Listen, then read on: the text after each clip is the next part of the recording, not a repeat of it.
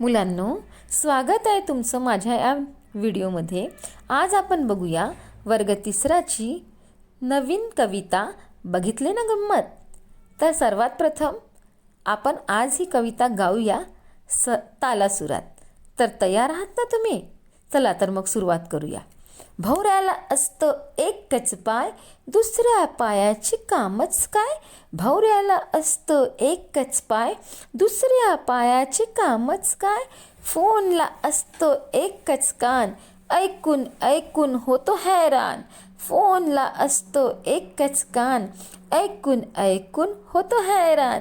तीन हात फिरवत भोवती, पंखा म्हणतो उकडतंय किती। तीन हात फिरवत भोवती, पंखा म्हणतो उकडतंय किती।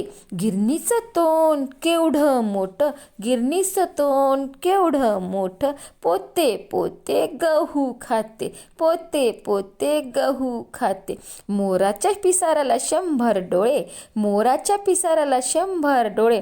कुणी निळे कुणी जांभळे, मोराच्या पिसाराला 100 डोळे। कुणी निळे कुणी जांभळे। आता बघूया या कवितेचा अर्थ। कवितेत म्हटली आहे की कशी असते गंमत।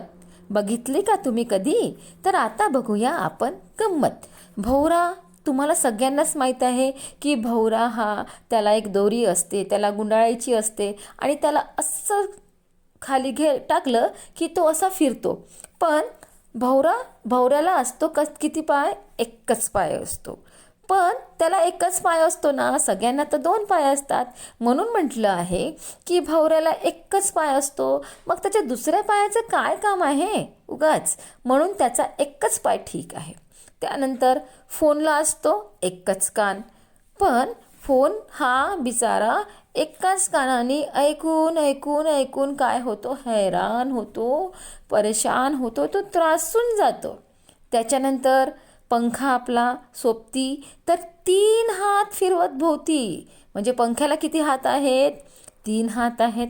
पंखा हा 3 हात फिरवत, पंखा म्हणतो उकडतंय किती, म्हणजे किती गरमी होते, मला किती फिरावं लागतं, कारण वर्षभर हा पंखा फिरतच राहतो। म्हणून पंख्याला असं वाटते की किती वेळा मी फिरायचं, किती उकडतंय। त्याच्यानंतर गिरणी। आता गिरणी म्हणजे काय? गिरणी म्हणजे जिथे गहू दळले जातात आणि तिथे गव्हाचं काय मिळते आपल्याला? पीठ मिळते, ज्याच्याने आपण पोळ्या बनवतो।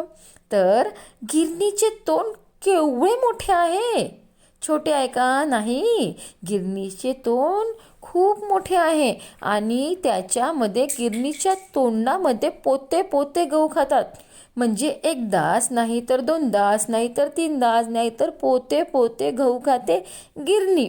आता त्याच्यानंतर म्हटलेलं आहे, पुन्हा एकदा उदाहरण दिलेलं आहे की मोराच्या पिसाराला, बघा इथे साईडलाच तुम्हाला मोर दिसतोय आणि त्या पिसाराला 100 डोळे आहेत, कारण मोराचा पिसाराचा जो आकार असतो, त्याच्या पंखावर जो मोरावर डोळा बनवलेला असतो, तो डोळा अतिशय सुंदर दिसतो।